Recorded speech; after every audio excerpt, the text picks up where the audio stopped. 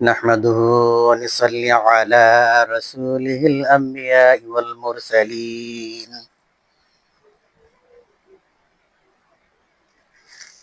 قال الله تعالى في كلامه المجيد وفي فرقانه الحميد. أعوذ بالله من الشيطان الرجيم. إنك لعلى خلق عظيم. قال النبي صلى الله عليه وسلم الطهور شطر الإيمان. صدق الله العظيم. আসসালামু আলাইকুম ওয়া রাহমাতুল্লাহি ওয়া বারাকাতুহু। আপনারা সবাই ভালো আছেন? আলহামদুলিল্লাহ।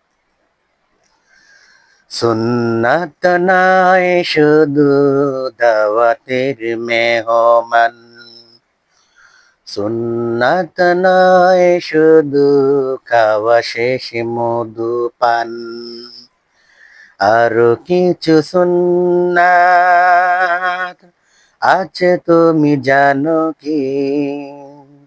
জানলেও জীবনে কখনো তা মানো কি? সুন্নাত কোরআনের দিনের পাশাপাশি গড়িয়ে সব পারি চলা, মোহাব্বতে তার সুদিনের সাথী তুমি, দুর্দিনে ও তার পাশে থাকো কি? আরো কিছু সুন্নাত আছে তুমি জানো কি? জানলেও জীবনে কখনো তা মানো কি? ঠিক না? আল্লাহর নবীজি সাল্লাল্লাহু আলাইহি ওয়াসাল্লাম ওনার উপরে দুরূদ শরীফ পড়াও সুন্নাত।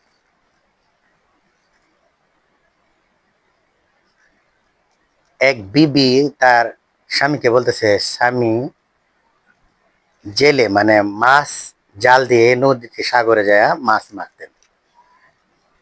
বিবি বলতেছে, ঘরে তো খাবার দাবার নেই, যান ঘরে নদীতে যান, জাল ফেলেন, মাছ নিয়ে আসেন, রান্না বান্না করবো।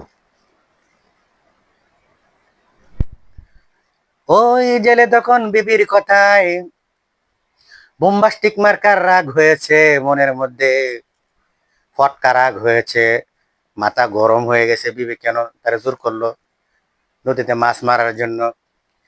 বিবির কথাটা ভালো লাগলো না, কিন্তু রাগে ফায়ার হয়ে সে জাল নিয়ে নদীতে চলে গেল। নদীতে যাইয়া বিসমিল্লাহির রহমানির রহিম, আল্লাহর নামে, তিনি আল্লাহর নামে এরকম বিসমিল্লাহ বলে জাল ফেলে দিলেন।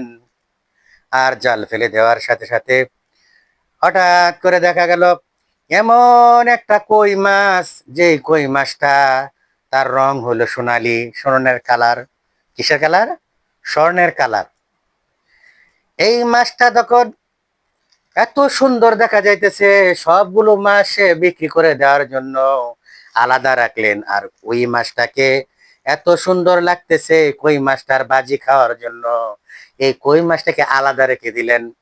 তারপর যখন বাড়িতে আসলেন, মাছ মেরে যখন বাড়িতে আসলো, বাড়িতে আসার পরে বলতেছে, বিবি এই নাও কি সুন্দর কই মাছ, এই কই মাছটাকে তুমি সুন্দর করে কাটবে, তারপর সুন্দর করে মশলা দিয়ে ভাজা ভাজা করবে, আমি এসে কই মাছের ভাজি দিয়ে আজকে ভাত খাবো।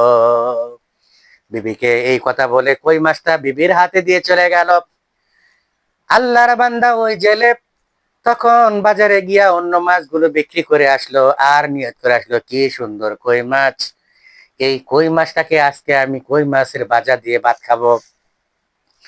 নিয়ত করলো একটা, আর খুশি মনে আসতে লাগলো, জীবনে কোনোদিন সোনালী কালার, স্বর্ণের কালার কই মাছ কোনোদিন আমি দেখি নাই।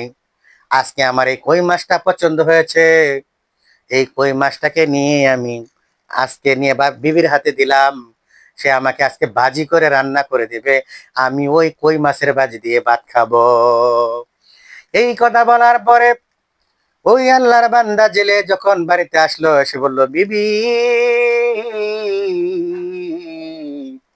তোমাকে যে কই মাছটা দিয়ে গেলাম, ওই কই মাছটা কি তুমি ভাজি করেছো কিনা? বিবি বিবি কয়, মনে মনে কয়, এই ফাটার ঘরের ফাটা কিতা লাগাইছে, আমি এনে কই মাছ ভাজি করতে না, আর হ্যাঁ বাজারতে নিয়ত করে আছে কই মাছ দিয়ে ভাজি খাইতো। তখন বিবি যখন এই সেঙ্গার বেঙ্গার দিতেছে স্বামীরে, তো স্বামীর আর ভাল লাগছে না, বাজার থেকে আসছে কই মাছ বাজার দিয়ে ভাত খাবে। বললো, বিবি, এত জেঙ্গার জেঙ্গার চটাং চটাং কথা কেন বলতেছো? আগে বলো মাছ ভাজা হয়েছে কিনা, না হলে আমি আবার নদীতে চলে যাব, যাই আবার মাছ মারবো। বিবি তখন বলতেছে, ও স্বামী, এমন একটা কই মাছ তুমি আমার কাছে দিয়ে গেলা, যেই কই মাছটা ধরার সাথে সাথে তার শরীর থেকে গুনগুন গুনগুন করে কি যেন একটা আওয়াজ হইতেছে। ওই কই মাছটাকে ধরে আমি যখন এই ছাই মিশাইলাম আঁশ সরানোর জন্য, যতই বডির লগে আমি বসা মাজা করি, মাছটাকে কিন্তু আমি চুলাইতে পারি না। মাছখালি আমি নিয়ে বডির সাথে ছাই দিয়ে মাছের আঁশ ছাড়ানোর চেষ্টা করতেছি, কিন্তু কই মাছ শুধু লাফ মারে, এমন লাফ মারে, লাফ দিয়ে 10 হাত 20 হাত দূরে গিয়ে পড়ে। আমি যাই আবার দৌড়ে কই মাছ থেকে ধরে নিয়ে আসি, আবার যখন বডিতে যখন ঘষা দিতে চাই, তখনও মাছটাকে আমি কাটতে পারি না, আবার লাফ দিয়ে আরো 50 হাত দূরে যায়। ও স্বামী, এই স্বামী গো, এই মাছটা আমারে নাজেহাল বানায় ফেলেছে, আমারে দৌড়াইতে দৌড়াইতে আজকে আধা মরা করে ফেলছে। এটা এমন জাতের মাছ গো স্বামী, এই মাছটা যখন আমি এখন যখন আঁচ চুলাইতে পারি না, তখন ভাবলাম এটাকে আঁচ চুলানো ছাড়া এটা মশলা দিয়া গরম তেলের মধ্যে আমি ভাজি করে ফেলবো। কড়াইয়ের মধ্যে, উত্তপ্ত কড়াইয়ের মধ্যে যখন আমি মাছটাকে ঢেলে দিই, মাছটা তখনও যেন গুনগুন করে কি বলতেছে, আর আগুনের মধ্যে সে থাকে না, লাফ দিয়ে সে আবার নিচে পড়ে যায়। এইভাবে যখন মাছটাকে আমি অন্তত একবার দুইবার নয়, কমপক্ষে 10টি বার আমি এই মাছটাকে ভাজি করার জন্য কড়াইতে রাখার চেষ্টা করলাম, কিন্তু কড়াইতে আমি রাখতে পারলাম না। এই মাছটার কাহিনী কি? এটা কোনো সাধারণ মাছ না, এটা হলো একটা অসাধারণ মাছ, অন্য মাছের সাথে এই মাছের তুলনা হয় না। এই কথা বলার পরে ওই জেলে যখন এই কথা শুনলো, চক্ষু বড় বড় হয়ে গেল, লাল হয়ে গেল, টেনশনে তার শরীর থেকে ঘাম ঝরতে লাগলো, আর বলতে লাগলো, প্রভু, এটা কেমন মাছ তুমি আমার জালে ধরা দিলা, যে মাছটা আমি কেন আমার 14 গোষ্ঠী মিলে ওটা বাজি করতে পারবে না? বাজি যদি না করতে পারে তাহলে আমি খাবো কি করে?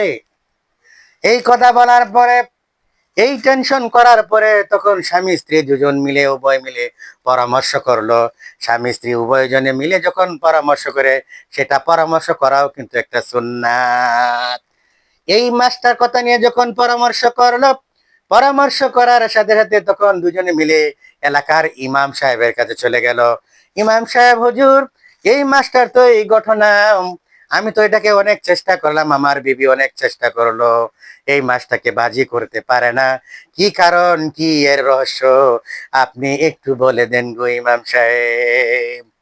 আমরা বর্তমানে এমনই যে নায়ক নায়িকা সিনেমার সব কিছু, স্টার জলসা, স্টার প্লাস, দেশি, ভারতী, হিন্দি, তামিল সব ছবির নায়ক নায়িকার নাম বলতে পারি, কিন্তু কোনো কিছু যখন দরকার পড়ে যায়, কোনো জন একটা বিপদে পড়ে যায়, তখন কিন্তু ইমাম সাহেব ছাড়া কোনো গতি নাই। জোরে বলেন ঠিক কিনা? এই বন্ধুরা আমার, এই জন্য ইমাম সাহেব তখন দুটা চক্ষু বন্ধ করে 2 মিনিটের জন্য চক্ষু বন্ধ করলেন। চক্ষু বন্ধ করে সে মোরাকাবায় চলে গেল, আল্লাহর ধ্যানে বসে গেল।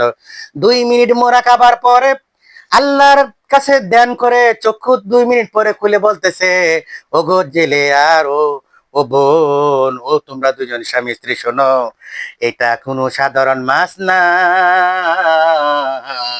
এই মাছটা এখন সোনালী কালার, মাছটা যখন প্রথমে নদীতে এসেছিল তখন মাছটা কালো ছিল, কিন্তু আল্লাহর নবীর নামে ওই মাছটা প্রতিদিন 1000 বার দুরূদ শরীফ পড়তো। জোরে বলেন সুবহানাল্লাহ। বন্ধুরা আমার, এই 1000 বার দুরূদ শরীফ প্রতিদিন এই মাসটা পড়ে, সকালে বিকালে পড়ে। আর আল্লাহ তাআলা খুশি হয়ে নবীর প্রতি যখন দুরূদ পড়ে রে, এই মাসটাকে আল্লাহ তাআলা তার চেহারার রং পরিবর্তন করে তাকে জান্নাতি রঙে রঙিন করে দিল। জোরে বলেন সুবহানাল্লাহ। এ মাজিব, এ জেলে, ও বউ, এই মাসটা তোমরা কেন, দুনিয়ার কোনো সাধারণ মানুষ না, এটা নবীর প্রেমে পড়া, নবীর দুরূদের প্রেমে পড়া মাস। এই মাসটাকে দুনিয়ার কোনো আযাবে তাকে তাকে পোড়াতে পারবে না। এই মাসটাকে দুনিয়ার কোনো মানুষই পোড়াতে পারবে না। বরং এই মাসটা তো দুনিয়া থেকে সসম্মানে যখন মৃত্যুবরণ করবে, ইহকালে পরকালে যখন সম্মান পেয়ে যাবে, আর অনন্তকাল এই মাসটাকে কোনোদিন জাহান্নামের আগুন স্পর্শ করবে না। জোরে বলেন সুবহানাল্লাহ। এই মাসটাকে জাহান্নামের আগুন স্পর্শ করবে না। তাহলে এতে কি বোঝা গেল?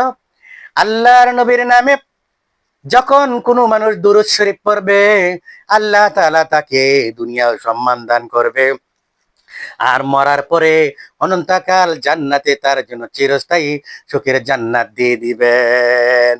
মান সাল্লা আলাইয়া সালাতান সাল্লাল্লাহু আলাইহি বিহা আশারা, যে ব্যক্তি নবীর শানে একবার দুরূদ পড়বে, আল্লাহ তাআলা তার আমলনামায় 10টা রহমত নাজিল করবে, তার আমলনামা থেকে 10টা গুনাহ মাফ হয়ে যাবে, জান্নাতে তার জন্য 10 গুণ মর্তবা বাড়ায়া দিবেন। জোরে বলেন সুবহানাল্লাহ। আল্লাহ রাব্বুল আলামিন আরো বলেন কোরআনের মধ্যে, ইয়া আইয়ুহাল্লাযীনা আমানু সাল্লু আলাইহি ওয়া সাল্লিমু তাসলিমা, ওগো দুনিয়ার ইমানদার বান্দারা, আমি আল্লাহ আমার নবীর শানে সকাল বিকাল দুরূদ শরীফ পড়ি। সুতরাং তোমরাও প্রতিদিন আবার নবীর শানে দুরূদ শরীফ পড়তে থাকো। ওমা আলাইনা ইল্লাল বালাগ। আসসালামু আলাইকুম ওয়া রাহমাতুল্লাহি ওয়া বারাকাতুহু।